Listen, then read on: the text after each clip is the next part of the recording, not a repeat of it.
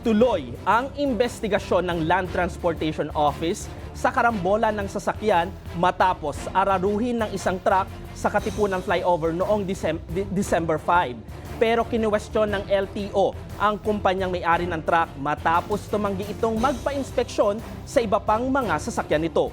May balitang A to Z, si Naomi Almojano.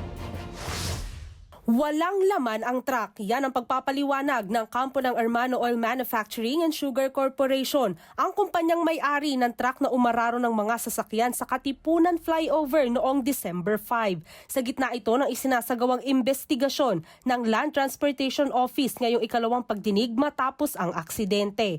Anila, 5 sako lamang ng asukal at 4 na pahinante lamang ang sakay nito. Una nang naitala na may 3 kaso ng pagmamaneho ng overloaded na sasakyan ng driver ng truck, na umararo naman ng bus, mga kotse at 16 na motorsiklo na ikinasawi ng 4 na katao. Kasi dun sa hearing ng MMDA kahapon, sinasabi baka overloaded daw, no?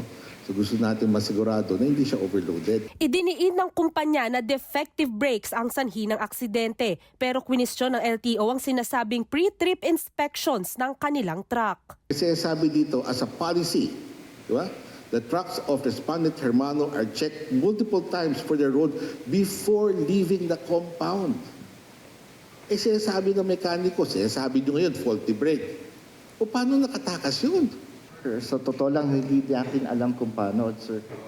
Not unless ma-inspect po natin talaga. Ayon sa pagdinig, magmula pa noong insidente hanggang ngayon, hindi pa nai-inspeksyon ng kumpanya at ng mekaniko nito ang truck at umano'y palinhadong brake. Samantala, kwinestyon din ng LTO ang hindi pagpayag ng kumpanya na sumailalim sa inspeksyon ng iba pa nitong mga truck. Pero depensa ng kumpanya, ang pagpasok sa mismong premises ng kumpanya kanilang tinutulan at hindi ang pag-inspeksyon sa mga delivery truck nila. Our client is willing to have their trucks inspected just outside the premises of Hermano.